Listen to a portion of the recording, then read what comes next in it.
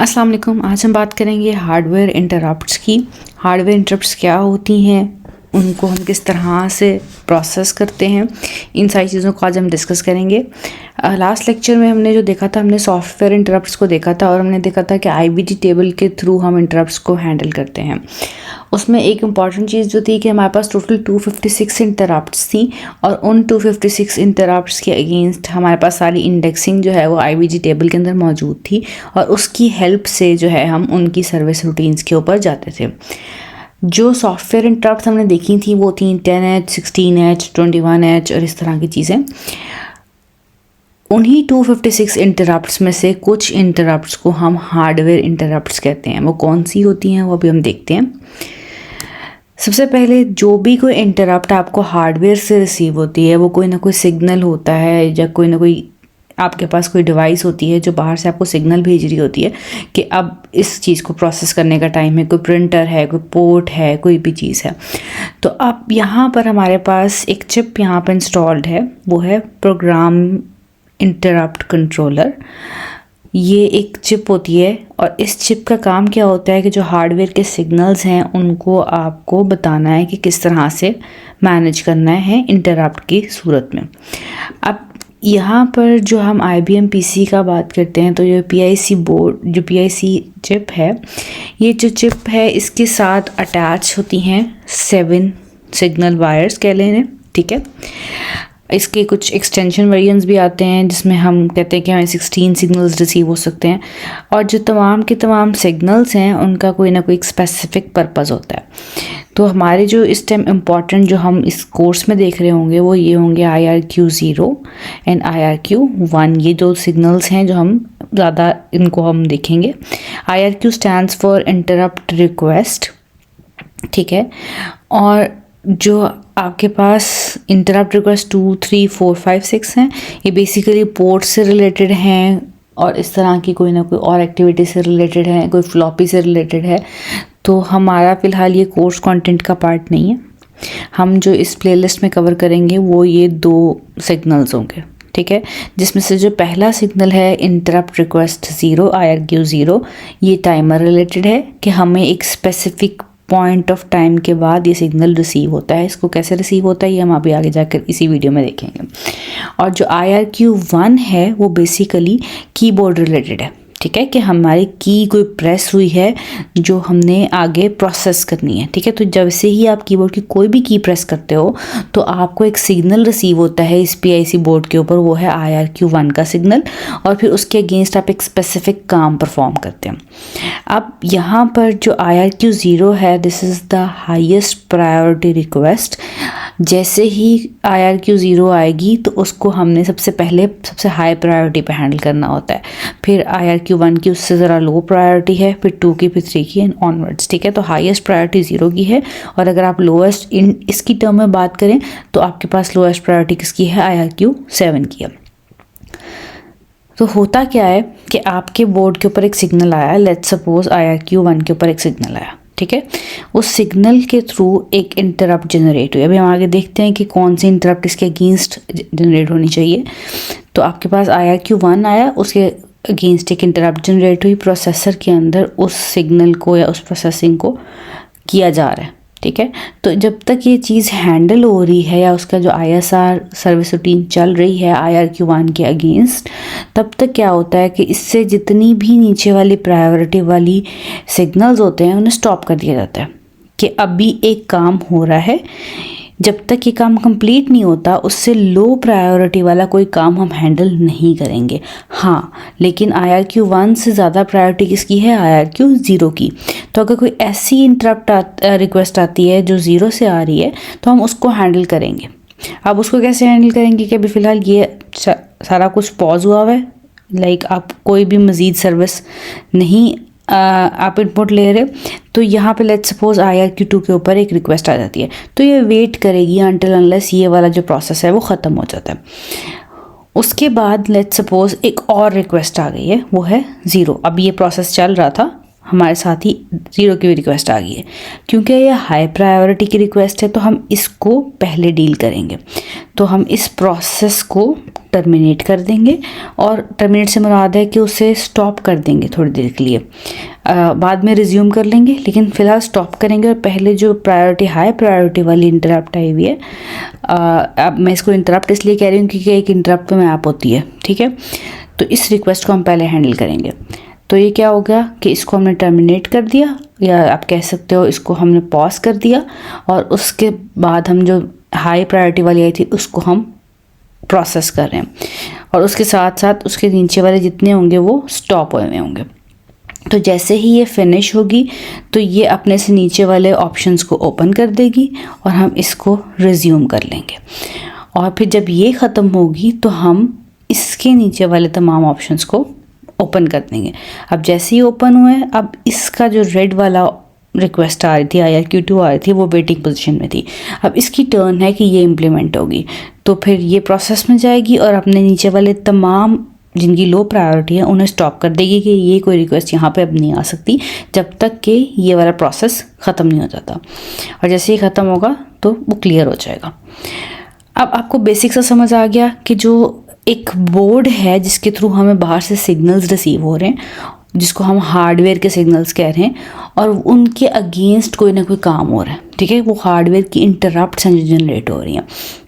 तो यहाँ पर एक मैपिंग का प्रोसेस होता है कि जो भी IRQ0 के ऊपर जैसे सिग्नल आएगा तो एक इंटरप्ट को कॉल चली जाएगी, वो होगी इंटरप्ट 8। और जिस तरह IRQ1 के ऊपर सिग्नल आएगा तो किसको कॉल चली जाएगी, इंटरप्ट 9 को कॉल चली जाएगी।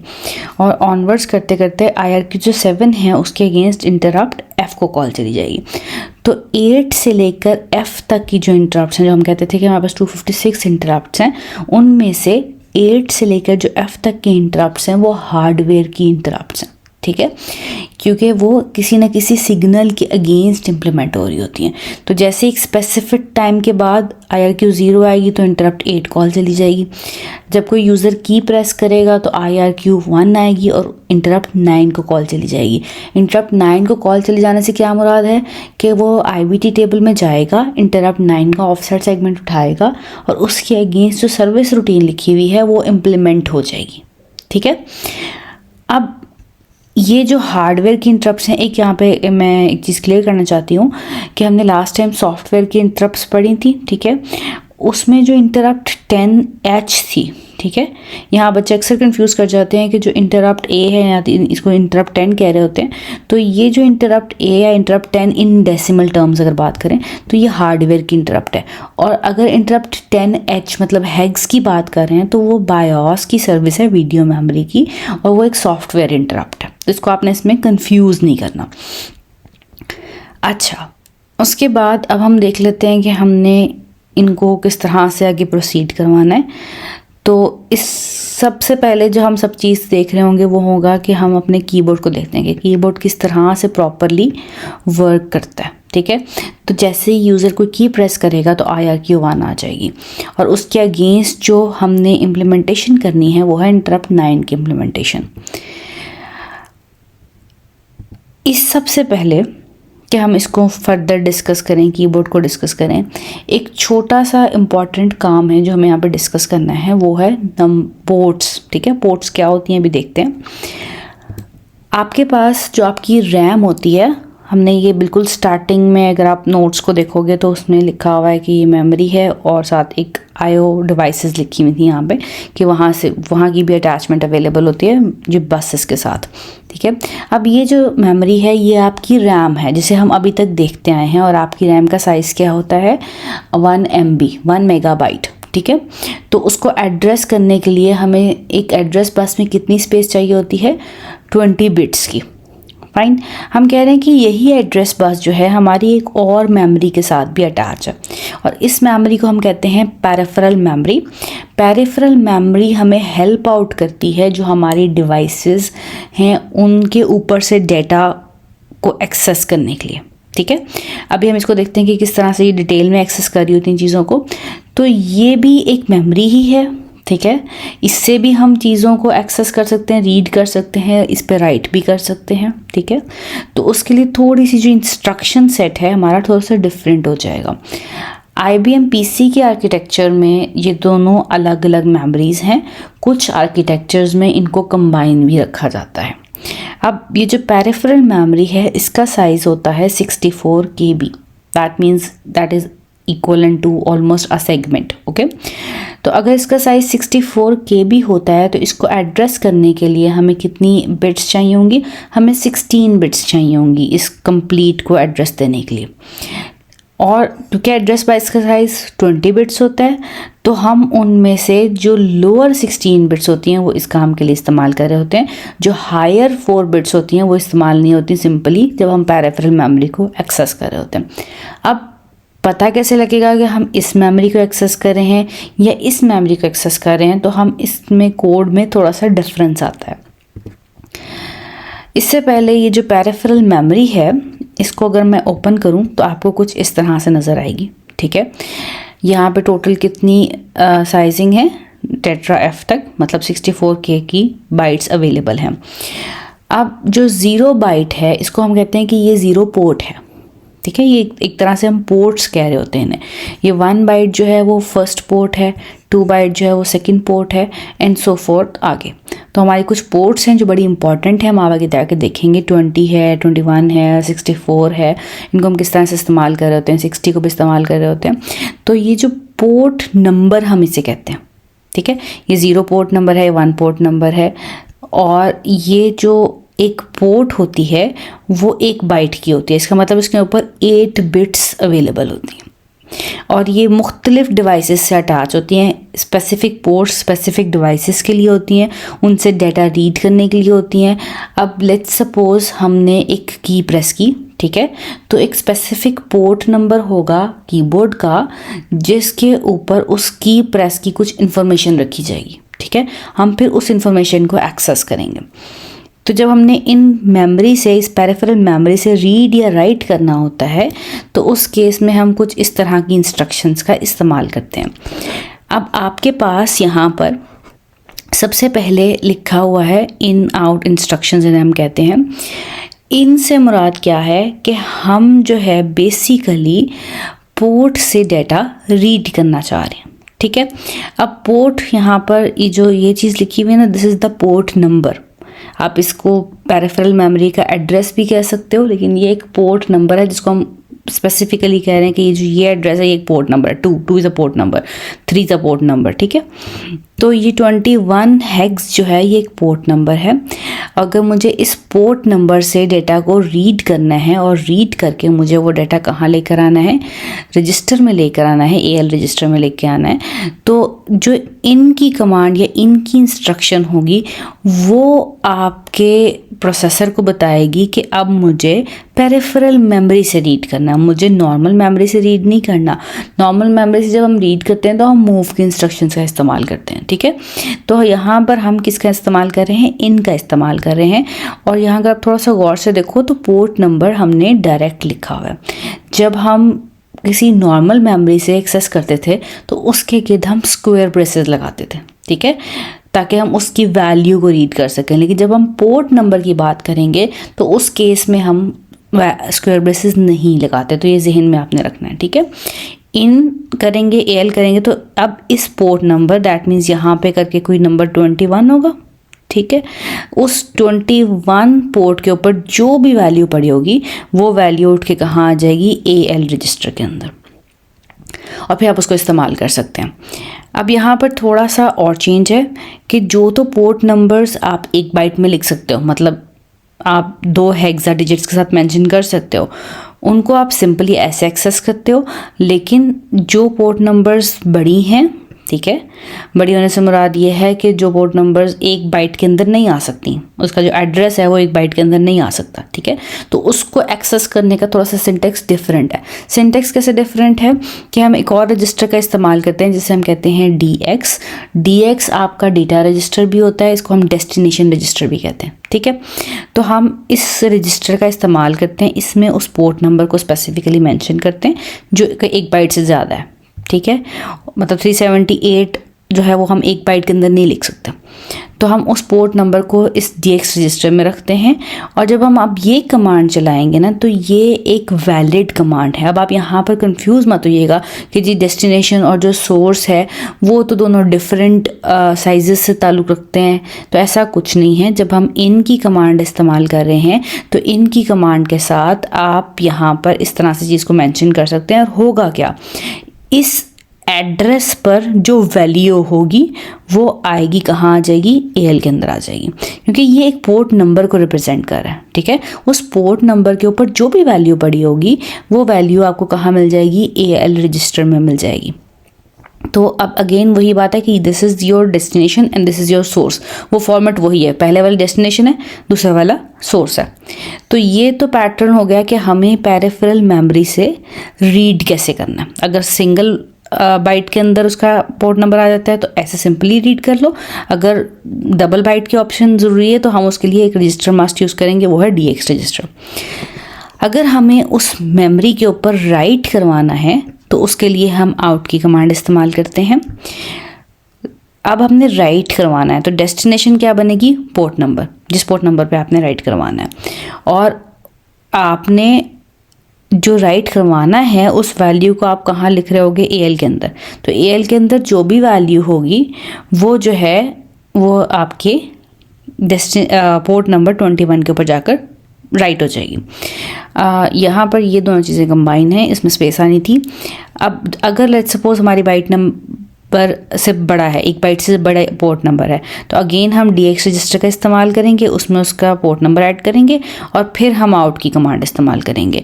और इसमें भी क्या होगा, दिस इज़ योर डेस्टिनेशन, ये एक पोर्ट नंबर है और इसके ऊपर आपने क्या राइट करवाना है, AL के अंदर जो भी वैल्यू है वो आपने उसके ऊपर राइट करवानी है। और राइट करवाने के लिए हम किसका इस्तेमाल करें, आउट का इस्तेमाल करें। तो होप आपको क्लियर हो गया होगा कि हम पेरिफेरल मेमोरी पे जब रीड या राइट करवाते हैं तो हम कैसे रीड या राइट करवाते हैं। अच्छा, अब यहाँ पर अब पोर्ट्स का हम बात करें तो एक स्पेसिफिक पोर्ट नंबर है जिसे हम कहते हैं जी 21। ठीक है, उस पोर्ट नंबर को अगर मैं थोड़ा सा ओपन करूँ तो आपके पास 1 बाइट होती है एक पोर्ट के अंदर।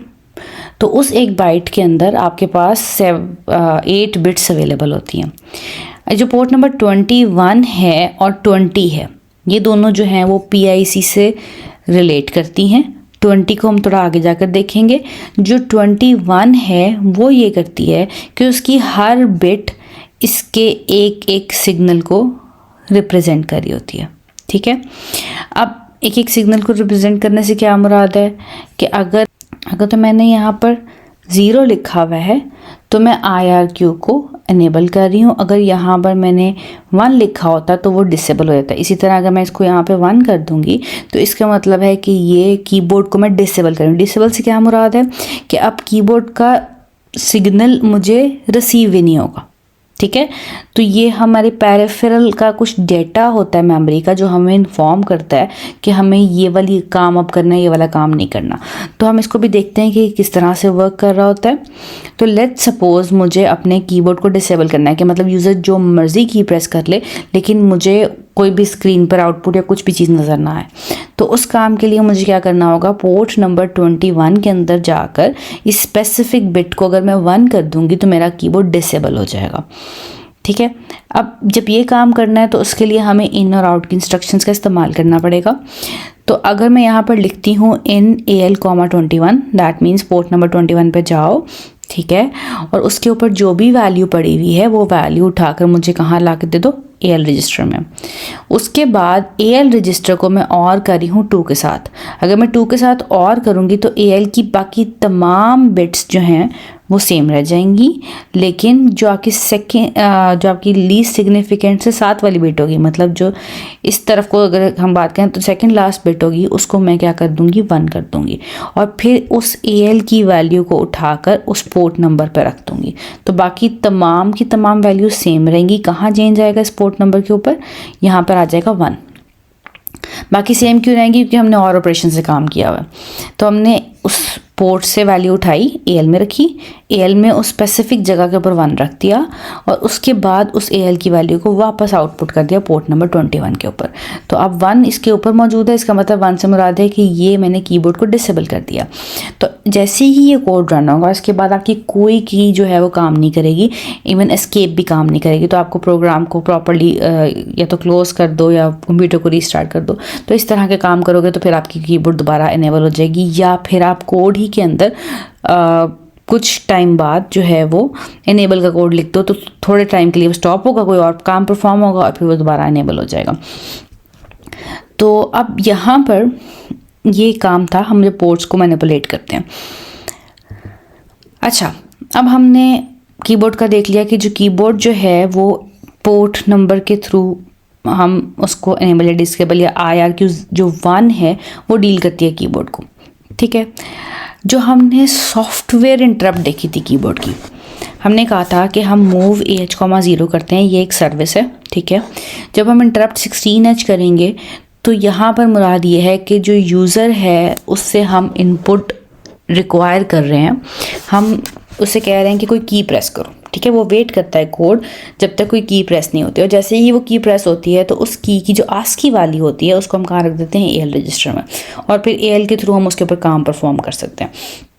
तो ये तो आपका था सॉफ्टवेयर का पार्ट। ये जो सर्विस है ये बायोस की सर्विस है 16H, ये एक सॉफ्टवेयर इंटरप्ट है। लेकिन आस्की वैल्यू हमें मिलती कहाँ से? सवाल ये है कि हमें आस्क की वैल्यू कहाँ से मिलती है। हम एक तरफ कह रहे हैं कि हमें IRQ1 का सिग्नल मिलता है जब कीबोर्ड की प्रेस होती है, और एक तरफ हम कहते हैं कि जब वो 16H होती है तब ये काम हो रहा होता है कि वो उसके अंदर आ जाती है, इनपुट आ जाती है। तो इन दोनों में क्या डिफरेंस है, इसकी क्या कन्फ्यूजन है? तो इसको अगर आप थोड़ा गौर से देखें तो सबसे पहले हम बात करते हैं कि जी हमें IRQ1 रिसीव होती है। सबसे पहला काम क्या होता है, जैसे ही कोई यूज़र की प्रेस करता है हमें IRQ1 का सिग्नल रिसीव होता है, ठीक है। और IRQ1 को मैप करना होता है इंटरप्ट 9 पे। इंटरप्ट 9 एक हार्डवेयर की इंटरप्ट है। अब इंटरप्ट 9 का काम क्या होता है? इंटरप्ट 9 का काम ये होता है कि हमारे पास जो की प्रेस हुई है उसका हमें एक स्कैन कोड मिलता है, ठीक है। उस स्कैन कोड को वो आस्की में कन्वर्ट करता है और उसे उसके बफर पे रख देता है। अब सबसे पहले समझते हैं जी स्कैन कोड क्या होता है। तो अगर आप कोई भी की प्रेस करोगे, ABC ऑनवर्ड्स कोई भी की प्रेस करोगे, तो उसके प्रेस करने पे और उसके रिलीज़ करने पे आपको 2 डिफरेंट स्कैन कोड्स रिसीव होते हैं, ठीक है। Scan code is not ASCII. आपके पूरे कीबोर्ड की जितनी भी कीज़ हैं उनके अगेंस्ट एक नंबर उन्होंने रखा हुआ है, उसको वो कहते हैं जी वो एक स्कैन कोड है, ठीक है, एक स्टैंडर्ड नंबर है। अब उसमें जब वो की प्रेस होती है तो उसकी मोस्ट सिग्निफिकेंट बिट के ऊपर 0 रिसीव होता है और बाकी जो कोड होता है वो उस की के मुताबिक होता है। और जब वो की रिलीज़ होती है तो उसके मोस्ट सिग्निफिकेंट बिट के ऊपर 1 होता है और बाकी तमाम जो बिट्स होती हैं वो स्पेसिफिक कोड नंबर होता है। मतलब A होगा तो उसके अगेंस्ट जो है आपके पास स्कैन कोड आता है 1E, ठीक है। तो प्रेस होगा तो 0 के साथ बाकी का 1 ही लिखा होगा, और रिलीज़ होगा तो 1 के साथ बाकी की इसकी बाइनरी लिखी होगी। तो ये आपके पास स्कैन कोड्स रिसीव होते हैं। अब ये जो स्कैन कोड्स रिसीव होते हैं ये हमें कहाँ रिसीव होते हैं? पोर्ट नंबर 60H के ऊपर, ठीक है। तो जो आपका 60H पोर्ट नंबर होगा 60 हेक्सा वाला, उसके ऊपर आपको स्कैन कोड रिसीव हो जाएगा। एक तरफ आपको सिग्नल रिसीव हुआ, और सिग्नल का क्या काम है कि इंटरप्ट 9 को कॉल भेज दो, और इंटरप्ट 9 ने क्या करना है, पोर्ट नंबर 60 पे जाना है, उस 60 के ऊपर जो वैल्यू पड़ी हुई, जो स्कैन कोड पड़ा हुआ है, उसको उठाना है, उठा के आस्की में कन्वर्ट करना है और बफर पे रख देना है। तो आपके पास काम कैसे होगा? सबसे पहले IRQ1 पे सिग्नल आएगा कि एक की प्रेस हुई है, और उसके अगेंस्ट आपको इंटरप्ट 9 को कॉल चली जाएगी। दूसरी तरफ साथ ही स्कैन कोड आपको किधर रखवा दिया जाएगा? पोर्ट 60 के ऊपर रखवा दिया जाएगा। तो अगर आप एक की प्रेस करते हो, एक ही की प्रेस करते हो, तो उसका जो स्कैन कोड होता है वो होता है 1E, ठीक है। प्रेस का कोड है तो मतलब उसमें 0 होगा, रिलीज़ होगा तो साथ 1 लिखा आएगा। तो फिलहाल प्रेस हुआ है तो 0 के साथ आपके पास स्कैन कोड रिसीव हो रहा है जो कि 1E है, ठीक है। अब इसको हम किधर रखा हुआ है? हमने पोर्ट 60 के ऊपर कंप्यूटर ने रख दिया, ठीक है। अब इंटरप्ट 9 जो कॉल होती है उसके अगेंस्ट, उसका काम ये है कि इस स्कैन कोड को इस पोर्ट से उठाओ और इस पोर्ट से उठाकर कन्वर्ट करो आस्की के अंदर। ये जो इंटरप्ट 9 की ISR होगी ना, इंटरप्ट सर्विस रूटीन, वो ये काम कर रही होगी और उसको कन्वर्ट करके आस्की में कन्वर्ट करके उसको आप प्लेस कर दो। किधर प्लेस कर दो? कीबोर्ड के बफर के ऊपर प्लेस कर दो। ठीक है, तो हमें जो हम ए को प्रेस करते हैं तो हमारे पास 61 जो कि स्मॉल ए की आस्की है वो रिसीव हो जाती है, अनटिल अनलेस हम पहले शिफ्ट प्रेस करें। ठीक है, तो शिफ्ट वो जो प्रेस और रिलीज़ वाली होते हैं ना, 0 है या 1 है, प्रेस हुआ है कि नहीं हुआ, तो उसके अगेंस्ट इंटरप्ट 9 के ऊपर काफ़ी सारे कोड्स मेंशन होते हैं कि इफ़ अगर हमने एस्केप प्रेस किया है और कंट्रोल ऑल्ट डिलीट किया है तो ये काम परफॉर्म करना है। तो वो सारा कुछ इसके अंदर मेंशन होता है कि ये सीरीज़ में आएगा तो ये काम करना है, इस सीरीज़ में आएगा तो ये काम करना है। तो अगर शिफ्ट के साथ ए आएगा तो हमें यहाँ पर जो आस्की रिसीव होगी वो होगी कैपिटल ए की। अगर हमारे पास सिंपल ए प्रेस हुआ तो हमें यहाँ पर जो आस्की रिसीव होगी वो स्मॉल ए की आस्की रिसीव होगी। और वो कहाँ आ जाएगी? आपका एक बफर एलोकेटेड है, उसके अंदर आपके पास आपके कीबोर्ड के ऊपर लिख दिया जाएगा।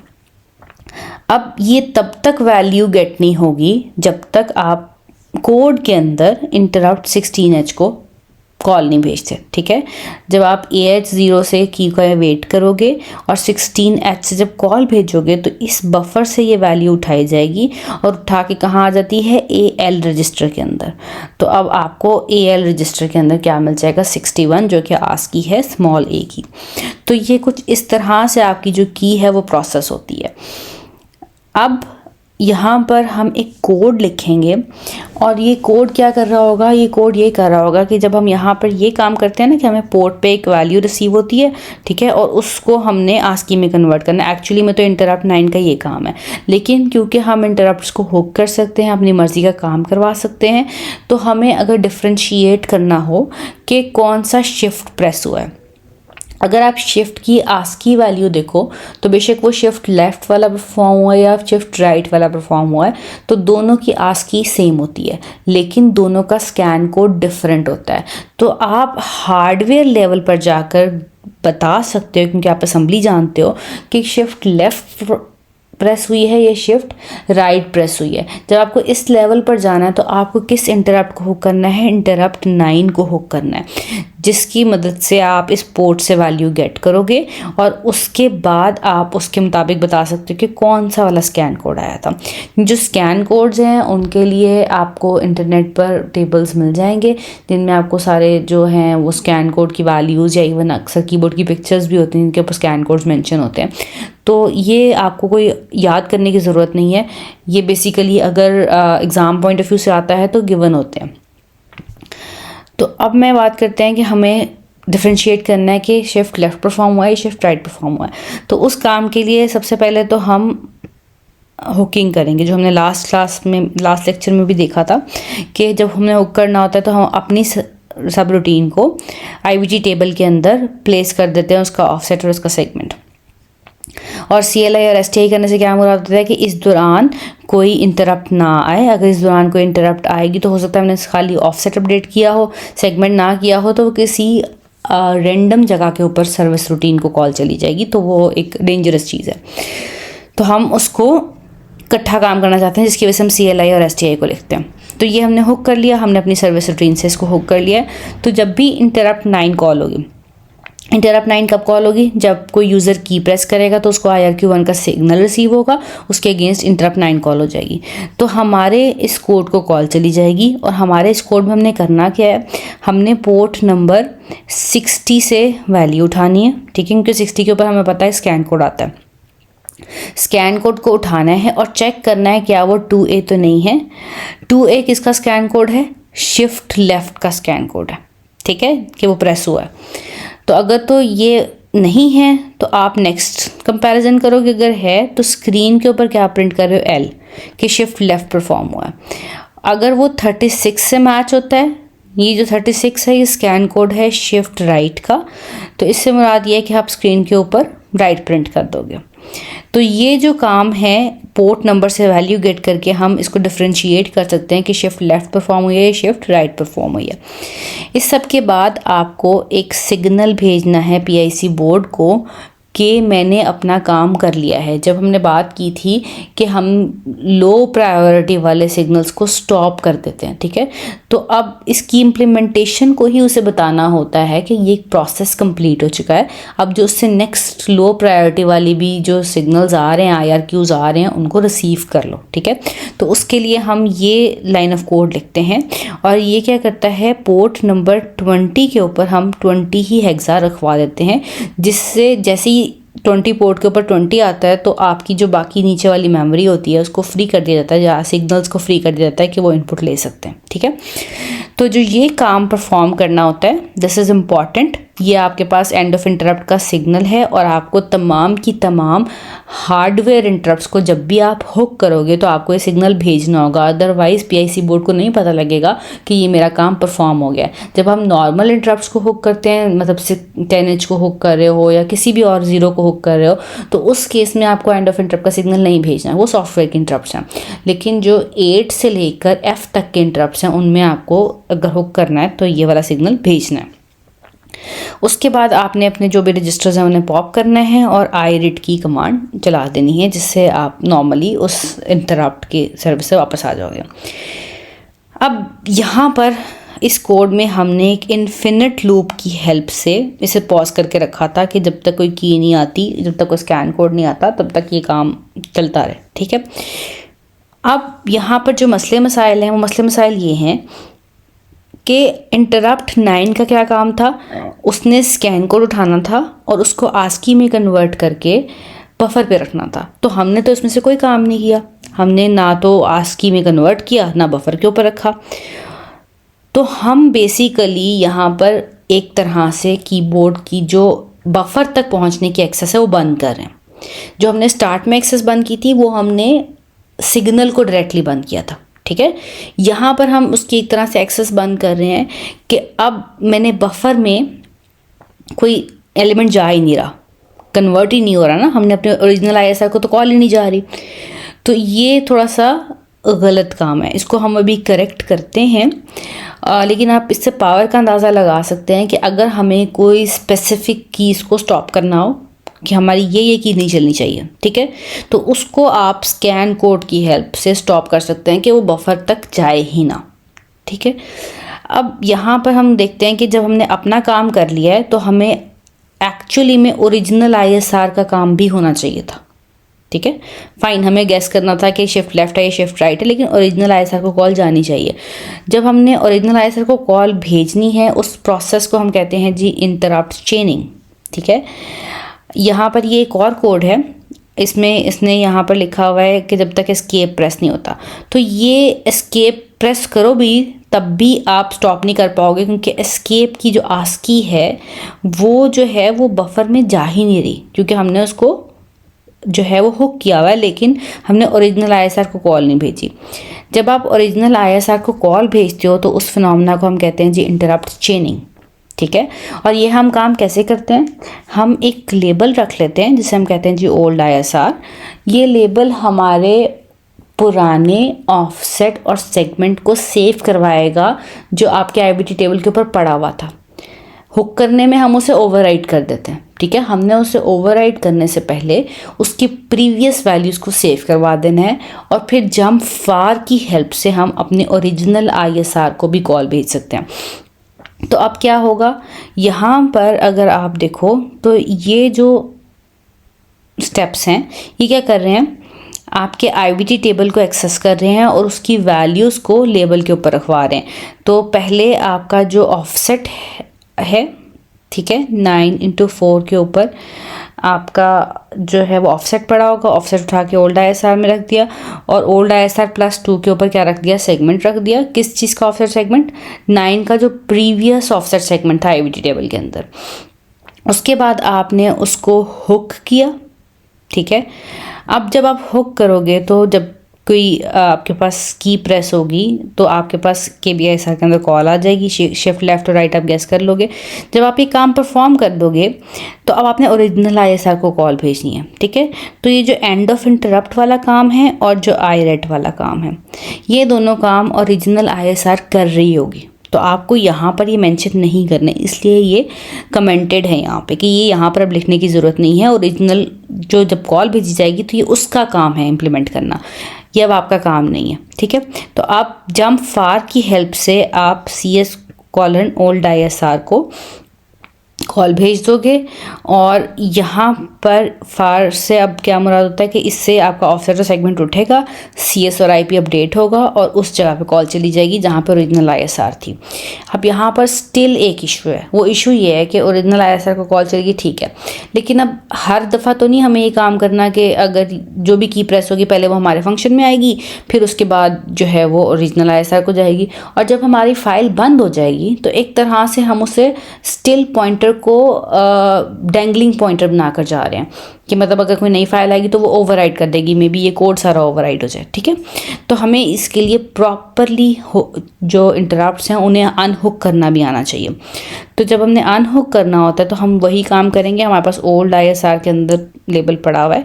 जब हमारा काम परफॉर्म हो जाएगा तो उसके बाद हम अपने प्रीवियस वाले जो आपके पास ऑफसेट और सेगमेंट था उनको दोबारा से IVT टेबल के ऊपर रखवा देंगे, ठीक है। तो इस प्रोसेस से क्या होगा कि आपके पास जो प्रीवियस एक्चुअल ISR के ऑफसेट सेगमेंट थे वो दोबारा से IVT टेबल के ऊपर आ जाएंगे। मतलब आपने सारा काम किया, जब आप कोड ख़त्म करने लगोगे तो उससे पहले उसको वापस रिवर्ट कर दो। तो this is unhooking of an interrupt, okay. अब इसके बाद आपको अब इंटरप्ट हुक करना भी आ गया, इंटरप्ट चेंज करना भी आ गया, इंटरप्ट अनहुक करना भी आ गया। आपको कीबोर्ड का भी आइडिया हो गया कि किस तरह से कीबोर्ड की प्रेस होती है, क्या प्रोसेस होता है, और जिसकी बेस पर हमें एक इंटरप्ट कॉल हो जाती है। अब एक और हम टॉपिक देखने जा रहे हैं जिसे हम कहते हैं टर्मिनेट एंड स्टे रेजिडेंट। अभी तक हम जो काम करते आए थे कि हम एक फाइल या एक कोड लिखते थे, और जब वो कोड एंड होता था तो वो मेमोरी में तब तक रहता था जब तक कोई नेक्स्ट कोड नहीं लिखा जाता था। जैसे ही कोई नेक्स्ट कोड लिखा जाता था तो साथ ही आपके वो कोड जो है वो ओवरराइट हो जाता था।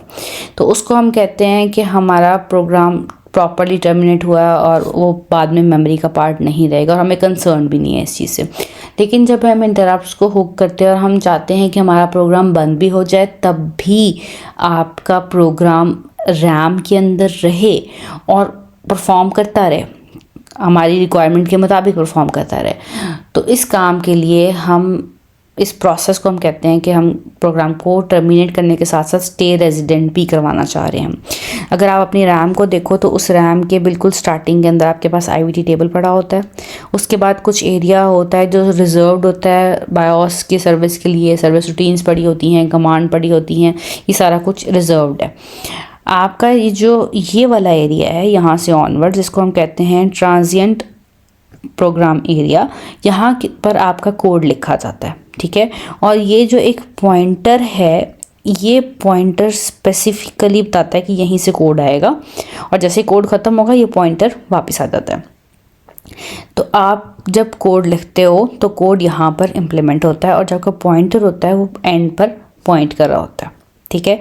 कोड के अंदर तमाम इंस्ट्रक्शंस को आप मेंशन करते हो, और जब आपके पास ये इंस्ट्रक्शन आती है मूव AX, 4C100, ये एक सर्विस है। ये हम इस पे बात करते थे कि हमेशा कि ये टर्मिनेट करती है प्रॉपरली। कैसे टर्मिनेट करती है कि जैसे ही ये इंस्ट्रक्शन एग्जीक्यूट होती है, जो आपका पॉइंटर पहले यहाँ पर था वो पॉइंटर ऊपर चला जाता है, ठीक है। और अब आपकी फाइल तब तक मेमोरी में रहेगी जब तक एक नया प्रोग्राम नहीं आ जाता। लेट्स सपोज एक नया प्रोग्राम आया, तो नया प्रोग्राम इसके ऊपर ओवरराइट हो जाएगा, ये जो पॉइंटर है ये उसके एंड पर पॉइंट करना शुरू हो जाएगा, और फिर जब ये एंड होगा तो अगेन पॉइंटर वापस अपनी जगह पे आ जाएगा। तो इस वजह से आपकी जो फाइल्स हैं वो ओवरराइड होती हैं। तो अगर हम चाहते हैं कि ओवरराइड ना हो, इस पॉइंटर की बजाय हमने पहला कोड लिखा, ठीक है। अब उसके बाद जो नेक्स्ट कोड होगा वो इस जगह से स्टार्ट हो, यहाँ पर लिखा जाए। तो उसके लिए हम अपनी उस इंस्ट्रक्शन में थोड़ा सा चेंज करते हैं। पहले जो हम सर्विस इस्तेमाल कर रहे थे वो था 4C100, अब जो हम सर्विस उसे देंगे वो है 3100। 3100 की सर्विस उसे गाइड करती है कि जो आपका पॉइंटर है उसको आपने वापस नहीं लेके जाना, आपने एक स्पेसिफिक एड्रेस तक ही वापस लेके जाना है, बाकी जो है वो प्रोग्राम मेमोरी में रहना चाहिए। अब ये जो स्पेसिफिक एड्रेस तक रहना है वो होते हैं जी कितने नंबर ऑफ़ पैराग्राफ्स आपने रैम में सेव करने हैं। नंबर ऑफ़ पैराग्राफ्स हम DX रजिस्टर में एज इनपुट लेते हैं। एक पैराग्राफ जो है वो 16 बाइट्स के इक्वल होता है। तो आपको अगर लेट्स सपोज ये जो ब्लैक लाइन है यहाँ तक कोड को रखना है, बाकी नीचे वाले कोड को नहीं रखना, ठीक है। आपने एक सर्विस रूटीन लिखी, इंटरप्ट के अगेंस्ट कोई होक किया था, जो स्टार्ट वाला पोर्शन है वो आपको सेव नहीं करवाना, ठीक है, वो किसी काम का नहीं है। तो आपने एक स्पेसिफिक ऑफसेट तक अपने कोड को सेव करवाना है। आपको पता है कि आपका 100 ऑफसेट से कोड का ओरिजिनल पार्ट शुरू होता है और जो पहली 100 बाइट्स होती हैं वो उसी के कोड के कोई ना कोई काम के लिए इस्तेमाल हो रही होती हैं, और उससे ऑनवर्ड्स जितने भी ऑफसेट्स हैं वो हम जितना सेव करवाना चाहें उतना सेव करवा सकते हैं। लेट्स सपोज मैं कहती हूँ कि मुझे स्टार्ट से पहले पहले जितना भी कोड है वो मेमोरी के अंदर सेव करवाना है, तो मैं उसको डिवाइड करूँगी नंबर ऑफ़ पैराग्राफ्स के अंदर, और वो हम कैसे करेंगे अभी हम देखते हैं। अब वो नंबर ऑफ़ पैराग्राफ्स मैं इसको बता दूंगी DX को, मुझे लेट्स सपोज 5 पैराग्राफ सेव करने हैं। 5 पैराग्राफ सेव करने से मुराद ये है मुझे 5 × 16 जो भी आंसर आता है उतनी बाइट्स कोड की यहीं रहने दो रैम के अंदर, और जो पॉइंटर होगा ना वो फिर उसके बाद से पॉइंट कर देना, ताकि जब नेक्स्ट प्रोग्राम आए तो पॉइंटर से ऑनवर्ड्स काम हो जाए, पॉइंटर स्टार्ट पर वापस नहीं लेके जाना। तो इस काम के लिए हम 3100 की सर्विस इस्तेमाल करते हैं और इंटरप्ट वही वाली इस्तेमाल करते हैं 21H जो डॉस की सर्विस, डॉस की इंटरप्ट है। तो अब जब नया कोड आएगा तो क्या होगा, जो ब्लैक लाइन आप लोग देख रहे हैं ना यहाँ तक, ठीक है, यहाँ तक कोड फाइल रह जाएगी और उसके बाद आपका पॉइंटर यहाँ पर पॉइंट करना शुरू हो जाएगा, ठीक है, जब ये इंस्ट्रक्शंस चल जाएंगी। उसके बाद आप जब नेक्स्ट फाइल लिखोगे तो वो फाइल इम्प्लीमेंट होगी, पॉइंटर एंड पर आ जाएगा। और अगर इस फाइल के अंदर आपने 3100 की सर्विस लिखी हुई तो मे बी वो भी कुछ पैराग्राफ सेव करे, अगर नहीं लिखी हुई तो क्या हो जाएगा, यहाँ पर पॉइंटर वापस आ जाएगा। और ये तब तक इस जगह पे वापस नहीं आएगा, ये जो यहाँ पे इस जगह पे वापस नहीं आएगा जब तक आप अपने कंप्यूटर को रीस्टार्ट नहीं करते या जब तक आप उसको रीबूट नहीं करते, ठीक है, तब तक वो ये वाली फाइल्स जो हैं वो आपके रैम के अंदर मौजूद रहेंगी। तो यहाँ से यहाँ वापस आएगा क्योंकि ये हम फिक्स कर चुके हैं पार्ट। अब इसकी एग्जांपल देख लेते हैं, ठीक है। एग्जांपल ये है कि हमें करना क्या था, हमें करना ये है कि हमें ये जो कोड है इसको यहाँ तक सेव करवाना है। तो लेट्स सपोज ये जो जगह है ये है स्टार्ट, ठीक है, मुझे इससे पहले वाली तमाम चीज़ को सेव करवाना है। तो अब यहाँ पर 2 ऑप्शन हो सकते हैं, एक तो ये है कि यहाँ तक जो बाइट्स हों वो मल्टीपल ऑफ 16 हो, वेल एंड गुड, सबसे अच्छी बात है। अगर वो मल्टीपल ऑफ 16 नहीं है, ठीक है, लेट्स सपोज मैं इस पूरे ऑफसेट को जब 16 से डिवाइड करती हूँ तो मेरे पास आंसर आ जाता है 4.2, ठीक है। जो हमारी डिवीजन होती है वो इंटीजर डिवीजन होती है, तो वो क्या कहेगा कि 4 पैराग्राफ्स को सेव करवा दो। जो 0.2 वाला पोर्शन होगा, जो कुछ यूँ पोर्शन होगा, ठीक है, ये पोर्शन तो सेव ही नहीं हुआ।